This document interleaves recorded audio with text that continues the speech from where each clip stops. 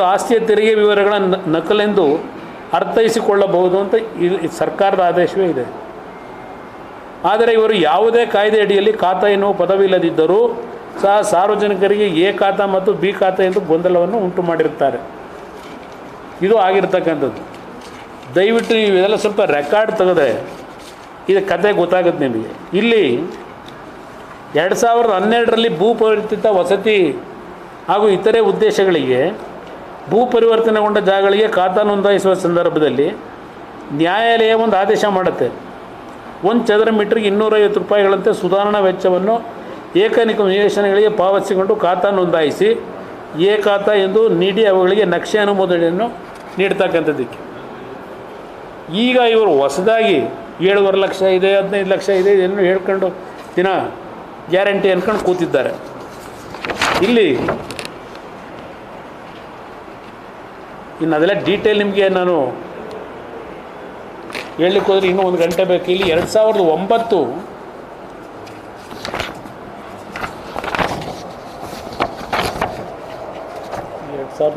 ನಮಗೇನು ಕನ್ನಡ ಸುತ್ತೋಲೆ 2009ರಲ್ಲಿ ಉಲ್ಲೇಖ 1ರ ಸರ್ಕಾರದ ಅಧಿಸೂಚನೆಯಂತೆ ಕರ್ನಾಟಕ ಪೌರ ನಿಗಮಗಳ ಅಧಿನಿಯಮ 76ರ ಕಲಂ 108ಕ್ಕೆ ತರಲಾಗಿರುವ ತಿದ್ದುಪಡಿ ನಿಯಮದನ್ವಯ ಮಹಾನಗರ ಪಾಲಿಕೆ ವ್ಯಾಪ್ತಿಯಲ್ಲಿ ಬರುವ ಸರ್ಕಾರಿ ಮತ್ತು ಸಾರ್ವಜನಿಕ ಸ್ವತ್ತುಗಳನ್ನು ಹೊರತುಪಡಿಸಿ ಉಳಿದೆಲ್ಲ ಆಸ್ತಿಗಳ ಮೇಲೆ ತೆರಿಗೆ ವಿಧಿಸಿ ವಸೂಲಿ ಮಾಡುವ ಅಧಿಕಾರವನ್ನು ಕಲಂ 108(3) ಬೃಹತ್ ಬೆಂಗಳೂರು ಮಹಾನಗರ ಪಾಲಿಕೆಗೆ ನೀಡಲಾಗಿದೆ. ಈ ರೀತಿ ತೆರಿಗೆ ನಿರ್ಧರಣೆ ಮಾಡುವ ಆಸ್ತಿಯನ್ನು 2 ವಿಭಾಗ ವಿಂಗಡಿಸಿ ಅವುಗಳನ್ನು ಪ್ರತ್ಯೇಕ ವಹಿಗಳಲ್ಲಿ ದಾಖಲಿಸಲು ಅವಕಾಶ ಕಲ್ಪಿಸಲಾಗಿದೆ. ಪ್ರತ್ಯೇಕ ವಹಿ ಅಂದರೆ ಎ ವಹಿ ಬಿ ವಹಿ ಅಂತೇಳಿ ಮಾಡ್ಕೊಂಡವ್ರೆ. ಇದು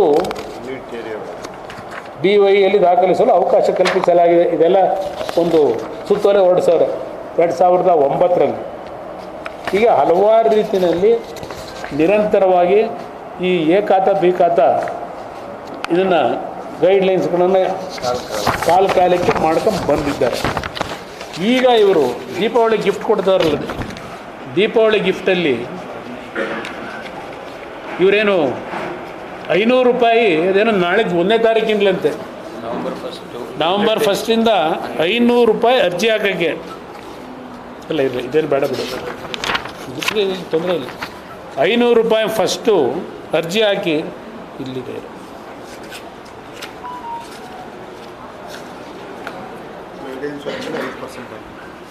500 ರೂಪಾಯಿ ಕೊಟ್ಟು, ಇಲ್ಲ ಅಲ್ಲೆಲ್ಲ ಇದೆ ಪೇಪರಲ್ಲಿ, ಇರಲಿ ಬಿಡು ಪರವಾಗಿಲ್ಲ, ಅರ್ಜಿ ಹಾಕೋದಕ್ಕೆ. ಆಮೇಲೆ ನಿಮ್ಮ ಆನ್ಲೈನಲ್ಲಿ ಫೀಡ್ ಮಾಡಿ ನಿಮ್ಮ ಫೋನ್ ನಂಬರು ಏನೇನೋ ಎಲ್ಲ ಡೀಟೇಲ್ ಇದೆ, ಎಲ್ಲ ಡೀಟೇಲ್ ಹೇಳೋಕ್ಕೆ ಹೋಗಲ್ಲ, ಇರಲಿ, ಅದೆಲ್ಲ ನೀವು ಪತ್ರಿಕೆಯಲ್ಲಿ ನೋಡಿದ್ರು ಗೊತ್ತಾಗುತ್ತೆ.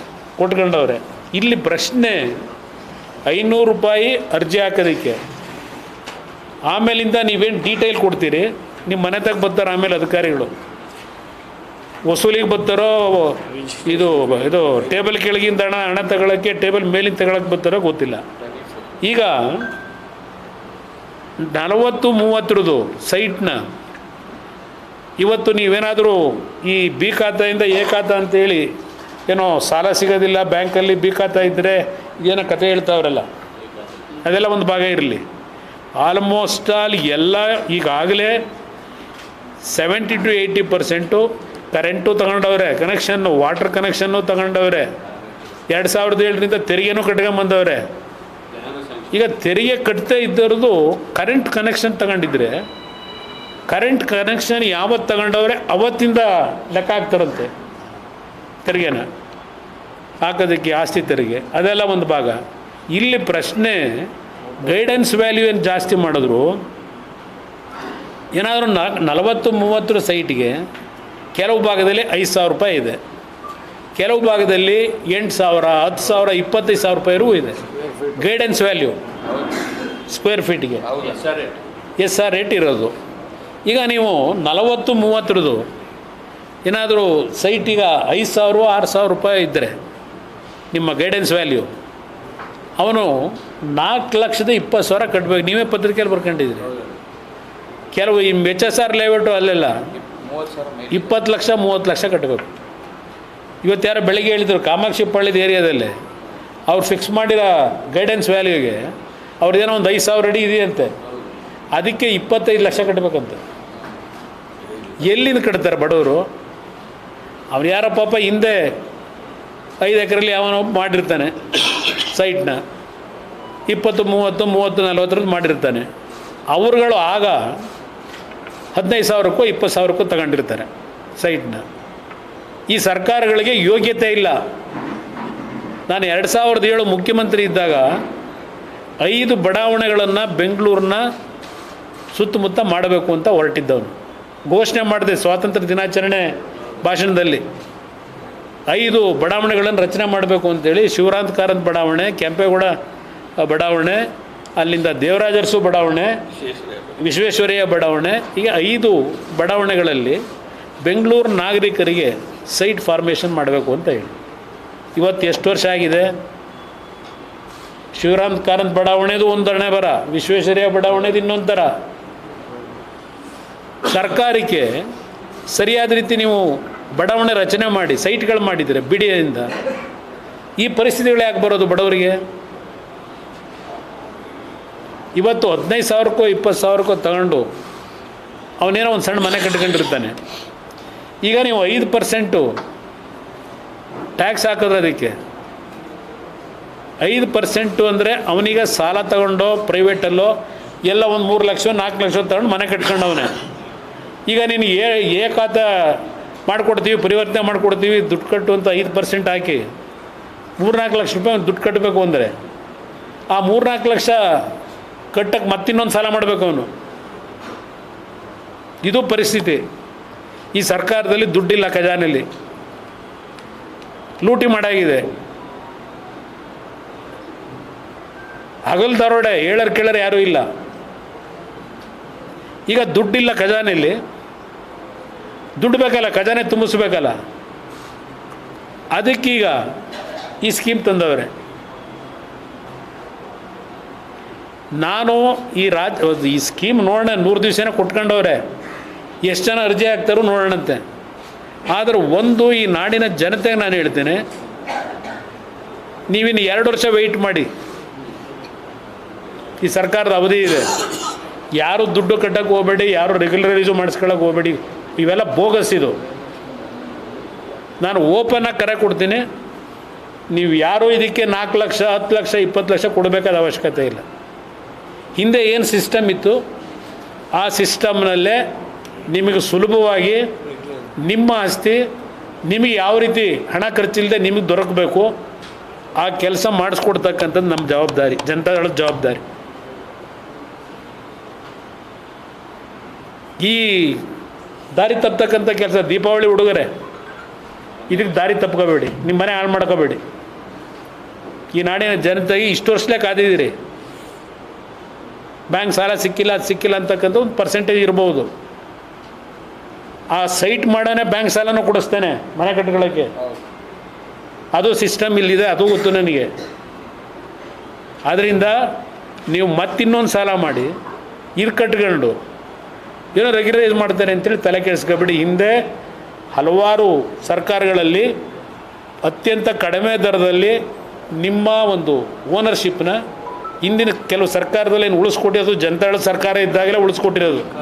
ಕೋಟ್ಯಾಂತರ ಕುಟುಂಬಗಳು ಉಳಿಸಿದ್ದೀವಿ ಜನತಾದಳ ಸರ್ಕಾರ ಇದ್ದಾಗ. ಈಗಲೂ ಹೇಳ್ತೇನೆ, ಈ ಚಾಲೆಂಜನ್ನು ನಾನು ಸ್ವೀಕಾರ ಮಾಡ್ತೀನಿ ಈ ನಾಡಿನ ಬೆಂಗಳೂರು ನಗರದ ನಾಗರಿಕರಿಗೆ.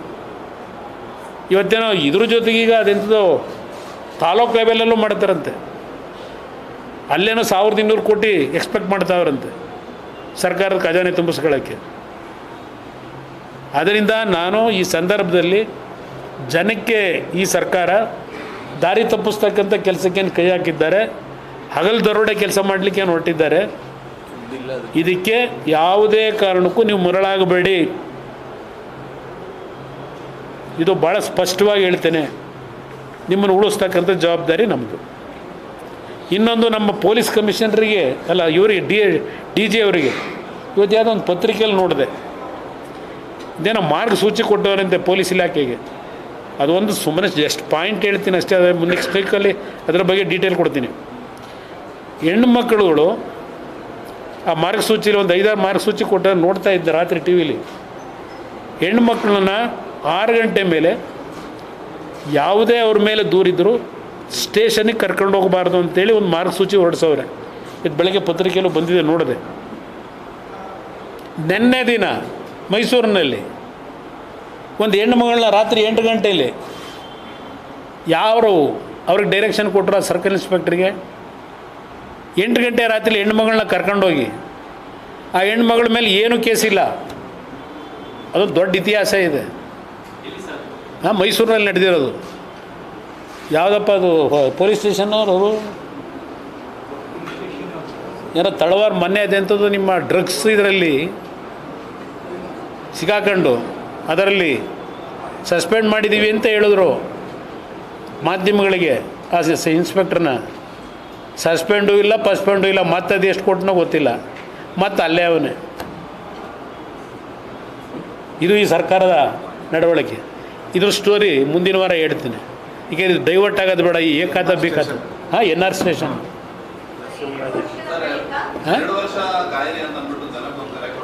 ಹಾಂ, ಏನೂ ಆಗಲ್ಲ, ನಮ್ಮ ಸರ್ಕಾರ ಬಂತು, ತಲೆ ಕೆಡಿಸ್ಕೋಬೇಡಿ. ನಾನು ಹಿಂದೆ ಏನಿತ್ತು ಸಿಸ್ಟಮ್ಮು, ಆ ಸಿಸ್ಟಮ್ ರೀಇಂಟ್ರೊಡ್ಯೂಸ್ ಮಾಡಿ ಸುಲಭ ದರದಲ್ಲಿ ಅವ್ರಿಗೆ ಯಾವುದೇ ರೀತಿ ಬರ್ಡನ್ ಆಗಬಾರ್ದು, ಯಾರಿಗೂ ನಾಗರಿಕರಿಗೆ ಸುಲಿಗೆ ಇಲ್ಲದೆ ಯಾವುದೇ ರೀತಿ ಅವ್ರಿಗೆ ಬರ್ಡನ್ ಆಗದೆ ಇದನ್ನು ಸೆಟೈಟ್ ಮಾಡೋದು ನಮ್ಮ ಜವಾಬ್ದಾರಿ, ನಮ್ಮ ಪಕ್ಷದ್ದು. ಮೇನಡಿ ನಾನು ನಾಡಿನ ಜನ, ಈ ರಾಜ್ಯದ ಜನ ಕೈ ನೀಡಬಾರದು, ಕೈ ಎತ್ತು ಕೊಡಬೇಕು ಅಂಥ ಕಾರ್ಯಕ್ರಮವನ್ನು ಘೋಷಣೆ ಮಾಡಿದೆ ನಾನು ಕಳೆದ ಬಾರಿ. 5 ಪಂಚರತ್ನ ಕಾರ್ಯಕ್ರಮ ಜನ ಅರ್ಥ ಮಾಡ್ಕೊಳ್ಳಿಲ್ಲ. ಎಷ್ಟು ದಿವಸ ಬೇಡ್ಕೊಂಡು ಕೂತ್ಕೊತೀರಿ? ಈಗ ಮೊನ್ನೆ ನೀವೇ ನೋಡಿದ್ರಿ, ಎಲ್ಲ ಮಂಗಳೂರಿನಲ್ಲಿ ಅದೆಂಥದ್ದು ದೀಪಾವಳಿ ಉಡುಗೊರೆ ಅಂತೇಳಿ ಅದೆಂಥದ್ದು ಇದು ಕೊಡ್ತಾರೆ ಅಂತೇಳಿ 11 ಜನ ಅಸ್ವಸ್ಥರಾಗಿ ಆಸ್ಪತ್ರೆಗೆ ಸೇರಿಸಿದ್ರು ಪುತ್ತೂರಲ್ಲಿ, ಮುಖ್ಯಮಂತ್ರಿಗಳ ಕಾರ್ಯಕ್ರಮದಲ್ಲಿ. ಈ ಬದುಕಬೇಕಾ? ಸ್ವಾಭಿಮಾನದಲ್ಲಿ ಜನ ಬದುಕಬೇಕು. ಅದಕ್ಕೆ ನನ್ನ ಹತ್ರ ಭಾಳ ಕಾರ್ಯಕ್ರಮ ಇದೆ, ತೋರಿಸಿದ್ದೀನಿ ಅದನ್ನು. ಏನು ಹೇಳಿ? ಹಾಂ,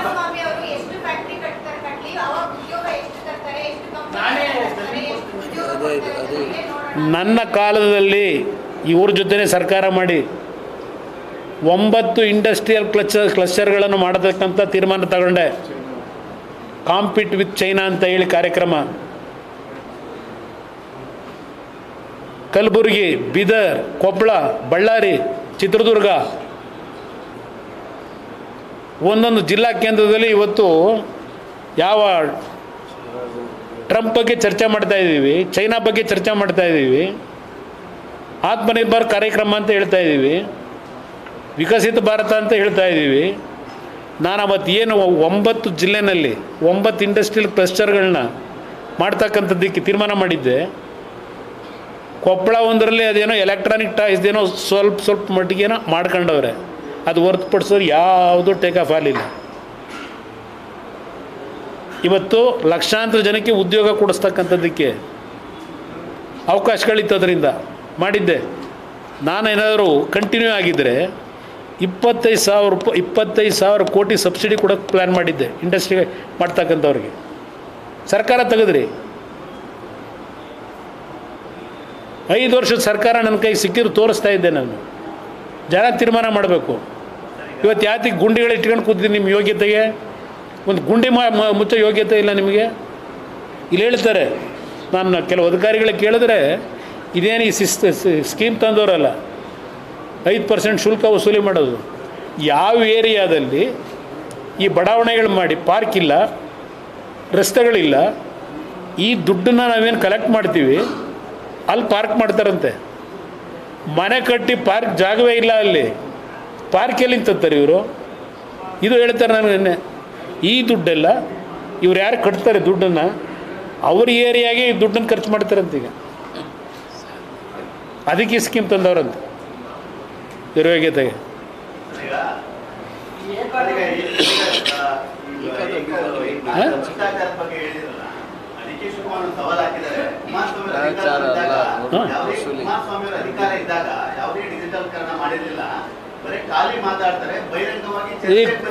ನಾನು 2007 ಇಲ್ಲಿ ಕೊಡ್ತಾ ಇದ್ದೀನಲ್ಲ ಆದೇಶಗಳು ಏನೇನು ಮಾಡಿದ್ದೀವಿ ಆ 20 ತಿಂಗಳ ಆಡಳಿತದಲ್ಲಿ ಏನೇನು ಮಾಡಿದೆ, ಇಲ್ಲೇ ಇದೆ ಆದೇಶ. ಇವತ್ತು 7 ನಗರಸಭೆಯಲ್ಲಿ ಏನೇನು ಅವ್ಯವಹಾರಗಳಾಗಿತ್ತು, ಈ ಬೆಂಗಳೂರು ನಗರ ಕುಲಿಗೆಡಿಸಿದ್ರಲ್ಲ. ಇದೇ 99ರಿಂದ ಕಾಂಗ್ರೆಸ್ ಸರ್ಕಾರ ಇತ್ತಾನೆ. ಈ ಬೆಂಗಳೂರು ನಗರ 50 ವರ್ಷದಲ್ಲಿ ಮುಂದೆ ಏನಾಗುತ್ತೆ ಅಂತ ಗೊತ್ತಿರಲಿಲ್ಲ ಇವರಿಗೆ. ಇವರೇ ಅರ್ಬನ್ ಮಿನಿಸ್ಟ್ರು. ಅರ್ಬನ್ ಮಿನಿಸ್ಟ್ರಾಗಿ ಅವ್ರ ಲೆಟ್ರೆಡ್ಡಲ್ಲಿ ಅಲ್ಲೆಲ್ಲ ಬಳ್ಳಾರಿಲಿ ಹೊಡೆಯೋದಕ್ಕೆ ಸುಳ್ಳು ಹೇಳ್ಕೊಂಡು ಆ ಲೆಟ್ರೆಡ್ ಅಲ್ಲಿ ಯೂಸ್ ಆಗಿತ್ತು. ಅದ್ರ ಜೊತೆಗೆ ಅದು ಯಾವುದೋ NTI ಸೊಸೈಟಿ ದುಡ್ಡೇ ಕೊಡದೆ 10 ಎಕರೆ ಬರ್ಸ್ಕೊಂಡ್ಬಿಡ್ತಾರೆ ಇವ್ರ ಶಿಷ್ಯಂದ್ರಿಗೆ. ಈಗ ಅವೆಲ್ಲ ಬೇಡ, ನೆಕ್ಸ್ಟ್ ಅವೆಲ್ಲ ತಂದು ವಿತ್ ಏನು ಬಹಿರಂಗ ಚರ್ಚೆ ಮಾಡ್ತಾರೆ? ಯಾವ ಬಹಿರಂಗ ಚರ್ಚೆ? ಇಲ್ಲಿ ಯಾರ ಪಾಪ ಹಿಡ್ಕೊಂಬಂದಿರುವ ಇಷ್ಟು ಕಂತೆ ಈಗ ಏನೇನು ಮಾಡ್ತಾವ್ರೆ ಅಂತ ಹೇಳಿ ತಾವರೆಕೆರೆತ ಬಹಿರಂಗ ಚರ್ಚೆ ಅವ್ರ ಜೊತೆ ಮಾಡೋಕ್ಕಾಗತ್ತಾ? ಮಾತಾಡೋ ಯೋಗ್ಯತೆ ಇಟ್ಕೊಂಡಿದ್ದಾರೆ ಬಹಿರಂಗ ಚರ್ಚೆ ಅವ್ರ ಜೊತೆಲಿ. ದುಡ್ಡು ಹೊಡೆಯ ಕೆಲಸ ಮಾಡಲಿಲ್ಲ ನಾವು. 189 ಫಸ್ಟ್ ಗ್ರೇಡ್ ಕಾಲೇಜ್ ಮಾಡಿದೆ, ನೀವೆಷ್ಟು ಮಾಡಿದ್ದೀರಪ್ಪ? ಪಬ್ಲಿಕ್ ಶಾಲೆ ಘೋಷಣೆ ಮಾಡಿದೆ, ಇದೇ ಇವ್ರ ಜೊತೆಲೇ ಸರ್ಕಾರ ಮಾಡಿ. ಪ್ರತಿನಿತ್ಯ ಅದಂಥದ್ದು 2,000 ಪಬ್ಲಿಕ್ ಶಾಲೆ ಮಾಡ್ತೀವಿ, 10,000 13,000 ಅಪಾಯಿಂಟ್ಮೆಂಟ್ ಕೊಡ್ತೀವಿ. ಬರೀ ಇದೇ ನಡೀತಿದೆ 2 ವರ್ಷದಿಂದ.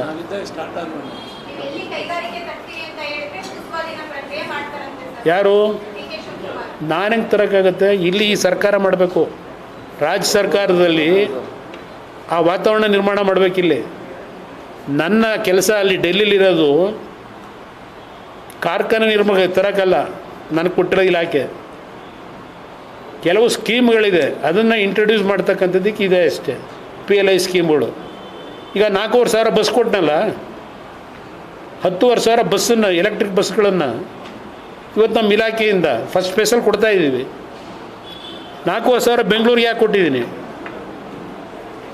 ತೆಲಂಗಾಣಗೆ 2,000 ಕೊಟ್ಟಿದ್ದೀವಿ, ಸೂರತ್ಗೆ 600 ಬಸ್ ಕೊಟ್ಟಿದ್ದೀವಿ, ಅಹಮದಾಬಾದ್ಗೆ 1,000 ಬಸ್ ಕೊಟ್ಟಿದ್ದೀವಿ, ಕರ್ನಾಟಕಕ್ಕೆ 4,500 ಬಸ್ ಯಾಕೆ ಕೊಟ್ಟಿದ್ದೀನಿ? ನೀವೆಷ್ಟು ಕಾರ್ಖಾನೆ ತಂದಿದ್ದೀರಿ? ಯಾವ್ಯಾವ ಟ್ರಸ್ಟ್ ಲಪ್ಟಾಯಿಸ್ಕೊಂಡಿದ್ದೀರಿ? ಆ ಕೆಲಸಕ್ಕೆ ನೀವು ಇರೋದಿಲ್ಲಿ.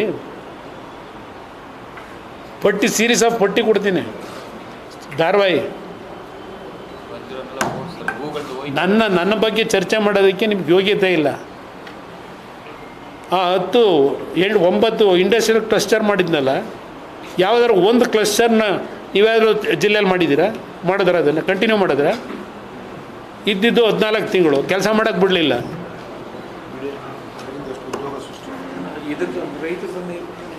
ತುಂಗಭದ್ರದ ಅಲ್ಲಿ ನಾನೀಗ ಫೋನ್ ಮಾಡಿದ್ದೆ, ಯಾರೋ ಗೇಟ್ ಮುರಿದೋಗಿ ಕನ್ನಯ್ಯ ನಾಯ್ಡು ಫೋನ್ ಮಾಡಿದ್ದೆ, ಪೇಮೆಂಟ್ ಕೊಟ್ಟಿಲ್ವಂತೆ. ಇಷ್ಟೊತ್ತಿಗೆ ಅಲ್ಲಿ ಗೇಟ್ಗಳೆಲ್ಲ, ಕ್ರೆಸ್ಟ್ ಗೇಟ್ಗಳೆಲ್ಲ ಚೇಂಜ್ ಮಾಡಬೇಕಾಗಿತ್ತು, ದುಡ್ಡು ಕೊಡದೆ ಕೆಲಸ ಆಗಿಲ್ಲ. ಎಲ್ಲ ತುಂಗಭದ್ರದ ಅಲ್ಲೋಯ್ತಾ ಇದೆ ಆಂಧ್ರಕ್ಕೆ ನೀರು. ಮೊದಲು 10 ಅಡಿ ಹಿಡಿಯಪ್ಪ, ಆಮೇಲೆ ಕುಮಾರಸ್ವಾಮಿ ಜೊತೆ ಚರ್ಚೆಗೆ ಬರೆಯುವಂತೆ. ಬಹಿರಂಗ ಚರ್ಚೆಗೆ ಹೋಗಿದೆಯಲ್ಲ ಈಗ ನೀರು, ಇಷ್ಟು ಮಳೆಯಾಗಿ. ಈಗ ಈ ವರ್ಷದ ಬೆಳೆ ಸಂಪೂರ್ಣ ನಾಶ ಆಗಿದೆ. ರಾಯಚೂರು ಭಾಗದಲ್ಲಿ ಭತ್ತ ಬೆಳೆದಿರೋದೆಲ್ಲ ವಾಶ್ಔಟ್ ಆಗಿದೆ. ಏನು ಮಾಡಿದ್ದೀರಿ? ಅಟ್ಲೀಸ್ಟ್ 2ನೇ ಬೆಳೆಗಾದ್ರೂ ನೀರು ಕೊಡೋದಿಲ್ಲ ಅಂತ, ಈಗಾಗಲೇ ನೀರು ಕೊಡೋಕ್ಕಾಗಲ್ಲ ಅಂತ ಹೇಳ್ತಾರೆ. ಇದು ಮೊದಲು ಕೆಲಸ ಮಾಡ್ಕೊಡಿ.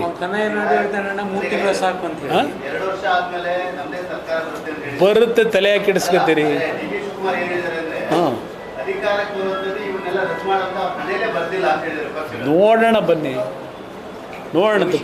ಕುಮಾರಸ್ವಾಮಿ ಇದ್ದಿದ್ದು 14 ತಿಂಗಳು ಒಂದು ಬಾರಿ, 20 ತಿಂಗಳು ಒಂದು ಬಾರಿ. ನಿಮ್ಮ ಯೋಗ್ಯತೆಗೆ 50 ವರ್ಷ ಈ ರಾಜ್ಯ ಆಳಿದ್ರಲ್ಲ ಕಾಂಗ್ರೆಸ್ನವರು, ಎಷ್ಟು ಸಬ್ಸ್ಟೇಷನ್ಗಳನ್ನು ಮಾಡಿದ್ರಿ ನೀವು? ನಾನು ಮುಖ್ಯಮಂತ್ರಿ ಆಗೋವರಿಗೆ ಎಷ್ಟು ಸ್ಕೂಲ್ಗಳು ಮಾಡಿದ್ರಿ? ಫಸ್ಟ್ ಗ್ರೇಡ್ ಕಾಲೇಜ್ಗಳನ್ನ 50 ವರ್ಷದಲ್ಲಿ. ನಾನು 18 ತಿಂಗಳಲ್ಲಿ ಎಷ್ಟು ಹೈಸ್ಕೂಲು, ಎಷ್ಟು ಸಬ್ಸ್ಟೇಷನ್ನು, ಏನೇನು ಮಾಡಿದ್ದೀವಿ ತೆಗೀರಿ. ಈಗ ಅದೆಂಥದ್ದು 5 ಮೇಯರ್ ಮಾಡ್ತಾರಂತೆ. ಈಗ ಬೆಂಗಳೂರು ಉದ್ಧಾರ ಮಾಡೋಕ್ಕಾದಿಲ್ಲ, ಆನೆಕಲ್ಲೂ ಸೇರಿಸ್ತಾರಂತೆ. ಇನ್ನೇ ದುಡ್ಡಿಲ್ಲ ನಿಮ್ಮ ಯೋಗ್ಯತೆಗೆ, ಅವು ಸೇರಿಸ್ಕೊಂಡು ಏನು ಮಾಡ್ತೀರಿ? ಈಗ ಅದೇ ಮುಖ್ಯಮಂತ್ರಿಗಳು ಮೊನ್ನೆ ಹೇಳಿಲ್ವ, ಅದೇನೋ 1,02,000 ಕೋಟಿ ಬೆಂಗಳೂರು ನಗರಕ್ಕೆ ಕೊಡ್ತಾವ್ರಂತೆ. ಅವ್ರು ಕೊಟ್ಟರು ಬೆಂಗಳೂರು ನಗರ ಉದ್ಧಾರ ಮಾಡಿದ್ರು. ಅದೆಲ್ಲ ಈಗ ಬೇಡ, ಬನ್ನಿ 2 ವರ್ಷ ಆದಮೇಲೆ ಮಾತಾಡೋಣ. ಏನು ನಾನು ಯಾಕೆ ಮಾತಾಡ್ಬೇಕ್ರಿ? ಅವ್ರಿಗೆ 136 ಸೀಟ್ ಗೆಲ್ಸಿರೋದು ಯಾಕೆ? ಈಗ ನಾನು ಈ ರಾಜ್ಯದಲ್ಲಿ 2 ಬಾರಿ ಮುಖ್ಯಮಂತ್ರಿ ಆದಾಗ ನರೇಂದ್ರ ಮೋದಿ ದುಡ್ಡು ಕೊಡಲಿಲ್ಲ ಅಂತ ಕೂತಿದ್ನ. ಕೊಡಗಲ್ಲಿ ಅಷ್ಟು ನಾಶ ಆಯ್ತಲ್ಲ 2018ರಲ್ಲಿ, ಮನೆಗಳು ಬಿದ್ದು ಗುಡ್ಡ ಎಲ್ಲ ಕುಸ್ತವು. 1,000 ಮನೆ ಕಟ್ಟಿದ್ದೀನಿ 10 ಲಕ್ಷ ರೂಪಾಯಿಗೆ. ಒಂದೊಂದು ಮನೆ ವ್ಯಾಲ್ಯೂ 10 ಲಕ್ಷ. ಯಾವ ಮಟ್ಟಕ್ಕೆ ಕಟ್ಟಿದ್ದೀನಿ ಅಲ್ಲಿ? ನರೇಂದ್ರ ಮೋದಿ ಅವರು ದುಡ್ಡು ಕಾಯ್ತಾ ಕೂತಿದ್ನ ಕೇಂದ್ರ ಸರ್ಕಾರಕ್ಕೆ ನಾನು.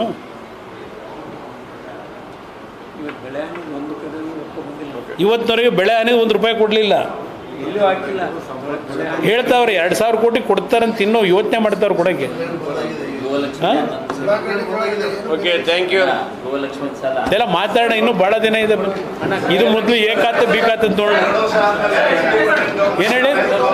ಏನು ಹೇಳಿ ಹಾಂ,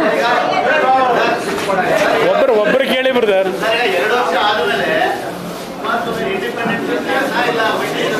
ನೋಡೋಣ, ಜನ ತೀರ್ಮಾನ ಮಾಡ್ತಾರೆ ಬನ್ನಿ. ಈಗ ನಮ್ಮ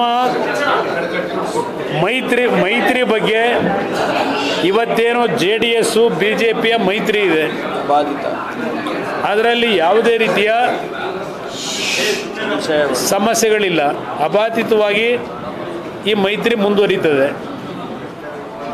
ಅವತ್ತು BJP ಮತ್ತು ನಾನು ಸರ್ಕಾರ ಏನು ಮಾಡೋದು, ಜನತಾದಳ ಹಲವಾರು ಜನ ಈಗಲೂ ಹೇಳ್ತಾರೆ ನಿಜವಾದಂಥ ಕೃಷ್ಣದೇವರಾಯನ ಆಡಳಿತ ಯಾವ ರೀತಿ ಇತ್ತು ಅಂಥ ಆಡಳಿತ ನೋಡೋದು ಅವತ್ತು 20 ತಿಂಗಳು ಅಂತ ಹೇಳ್ತಾರೆ. ಇವತ್ತೂ ಭಾಳ ಜನ ಬಂದವರು ಮಾಡಿ ತೋರಿಸಿದ್ದೀವಿ. ರೈತರು ಸಾಲ ಮನ್ನಾ ಮಾಡಿ ಡೆವಲಪ್ಮೆಂಟ್ ವರ್ಕು ಎಲ್ಲರೂ ನಿಲ್ಲಿಸಿದ್ದೀವ ನಮ್ಮ ಕಾಲದಲ್ಲಿ?